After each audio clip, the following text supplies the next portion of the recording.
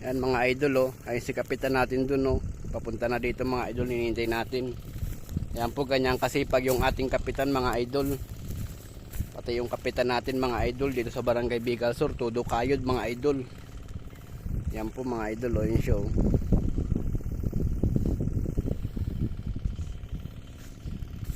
Yan po. Yan yung tatay niya mga idol oh, tatay ni kapitan. Yan yung mga palakay niya mga idol oh. Palakay ng mga melon. Yan po. Malapit ng itanim mga idol. Grabing luwag po ng taniman ng ng melon dito mga idol oh. Dito po pala tayo sa may kubo-kubo nila mga idol. Yan po, papunta na dito si kapitan.